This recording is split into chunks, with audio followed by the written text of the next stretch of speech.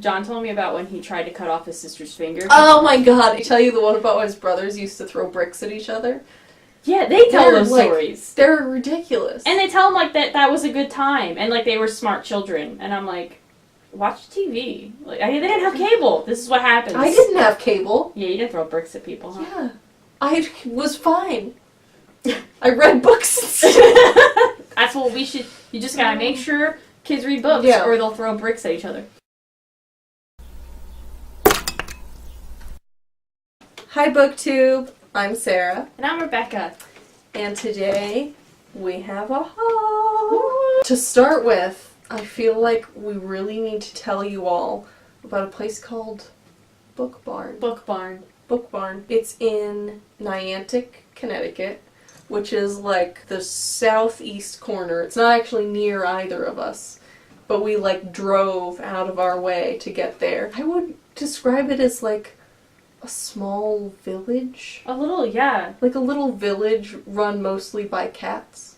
Yeah, there's a lot of cats around, like just hanging around. Yeah. So all the books are in these old barns that have just been emptied out, and they are now full of used books. And I mean full. It's all used books. All used books. There's multiple locations. We're just describing the first location. The main location is the best one. Yeah. It has like all of these little buildings, and some of them have like basements and upstairs, and it's all rickety and old, and each little building on the plot between all these paths is filled with different types. One will have different genres in it and stuff like that, and then there's just carts when you first come in that just have all the new arrivals. And it's just such a weird, crazy, magical place, and you go there when it's cold out, and there's just like free coffee, and there's like weird couches and chairs in between all the weird labyrinthine old wooden shelves. You'll most likely find a cat. And then there's just cats sleeping there. And they have like a whole young adult section, which I feel like when you buy used books, it's not super common to find YA. So to have like a room of YA books, really cool. And sometimes nostalgic, I'll find like some old young adult books that I read before YA was ever considered a genre. Yeah, it's a really cool place. And I don't know how many of you are ever near Connecticut, but like... If you are, like, don't like drive 8 hours to go there. But if you have to drive 3, make a day trip out of it. We go with you. Yeah. It's so cool. It's really fun. We went to 2 locations. Yeah. Mostly because we went to one, and then we went and got tacos, and then saw that another location was right next to the tacos. If you go to the main location and you just go like a block down the street, you can get tacos and really then go to another location of more books. We went there recently. We did a whole day of it.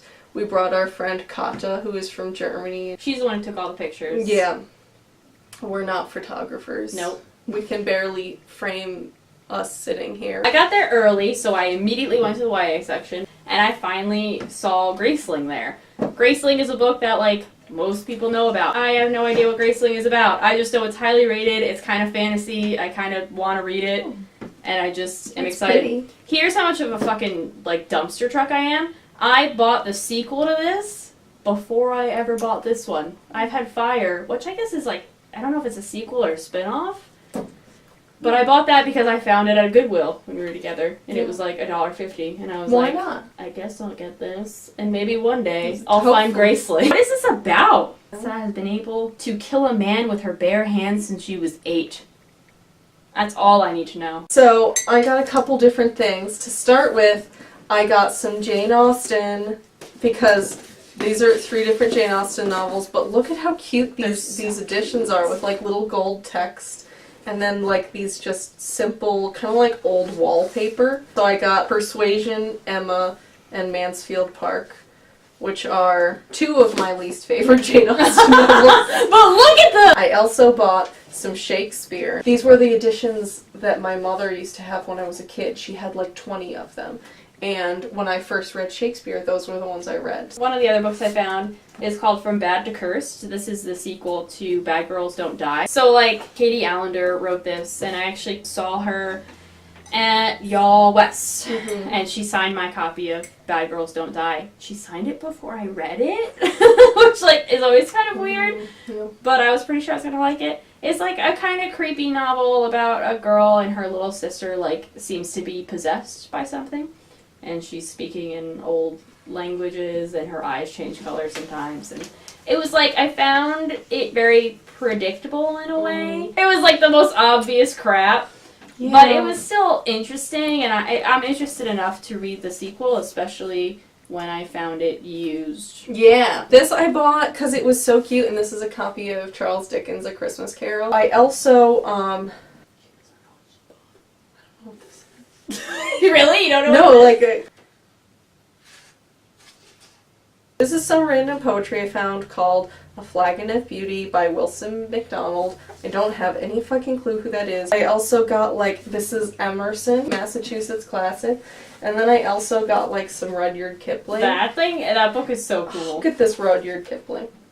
It's bound with fucking ribbon. And it's called Recessional and Vampire. I don't even know what that means, but Rudyard Kipling, obviously I'm down. I used to read Jungle Book all the time as a kid. Oh, and we were talking earlier in a video recently about Rilke.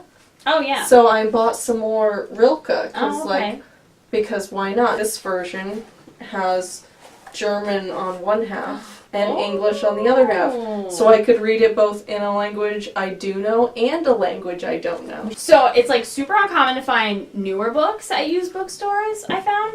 But I did end up finding Highly Illogical Behavior, which is a book that I've been hearing a little bit about, and I enjoy the cover Oh, that's cool. a lot. They had 3 copies of this, which I found weird because it's new. I opened it up and there was a note, and it says, "Great seeing you at BEA." I don't know what that is. As promised, here's a copy of Corey's new novel. It's John Corey Whaley, and it's signed. To find a signed copy of a book? Yeah. Super cool! That is neat. I also got favorite poems of Longfellow. I have so many favorite Longfellow poems. What's your favorite Henry Wadsworth Longfellow poem? Along Came a Spider. Yeah. I got the complete works of Robert Louis Stevenson. It's silver. Ooh. Long nice John book. Silver. That's not why, but why not? Complete and unabridged. Who wants the abridged Robert Louis Nobody. Stevenson? You gotta unbridge that. They had Harvard Classics English Poetry in 3 volumes. This is Volume 1, From Chaucer to Gray. Volume 2, From Collins to Fitzgerald. Volume 3, Tennyson to Whitman. Harvard Classic Poetry. God.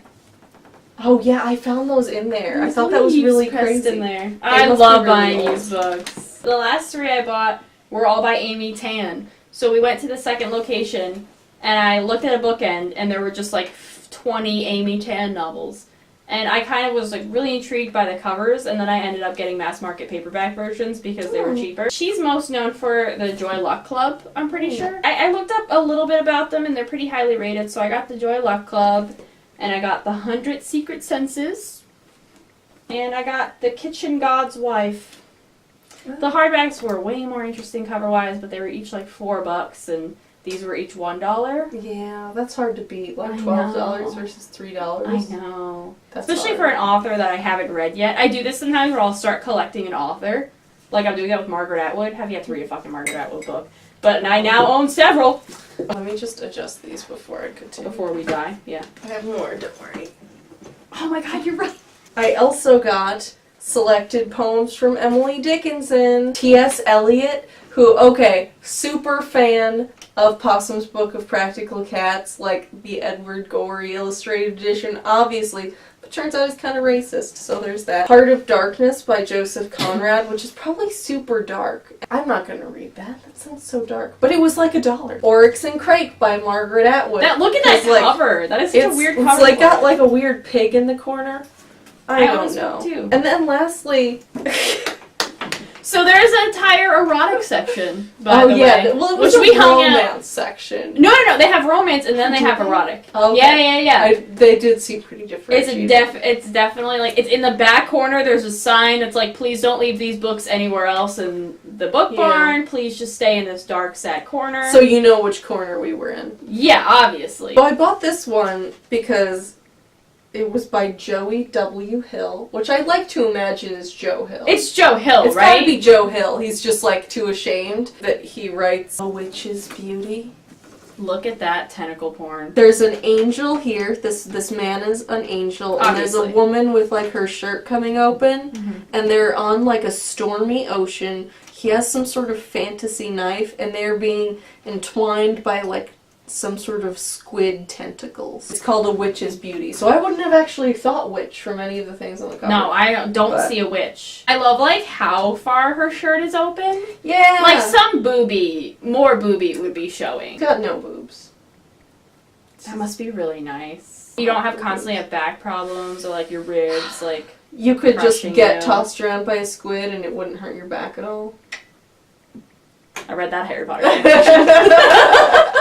We've all read some tentacle Harry Potter fanfiction, right? Right, guys? Yeah. Right? Yeah. The thing about when it gets long is I can't trust you if I've never read an author that I'm going to read this long-ass book and there's not going to be some sex early on.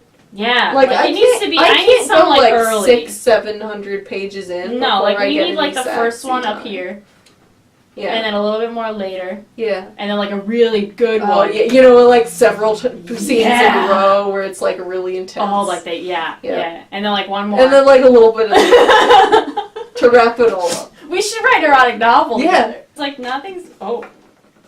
What have we got? As she rested her fingers on the broad shoulders beneath his duster, she tried not to think how easy it would be just to dispel the spell and feel bare flesh. Real flesh. Oh. Not that fake flesh. Does he have fake flesh? Is he in a fake flesh suit? Maybe that's what it's about. It's like That's fake what it should be. flesh. It should be called fake flesh suit. He leaned forward, licked salt off her lips. Create for me, little witch. Watching her get aroused was all absorbing to him, but David made himself pay attention, so he noticed the first leap of fire. Wait, what? This is getting weird. She's like making flames? That's how I do sex. Oh, as David worked her clit, he felt it swell with blood, a rose of flesh instead of flame.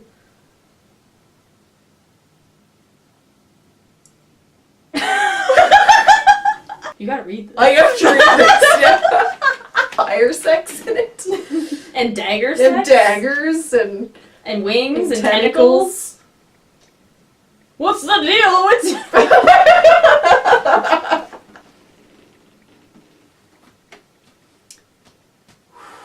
So that was our haul. I bought... Oh, I forgot a couple.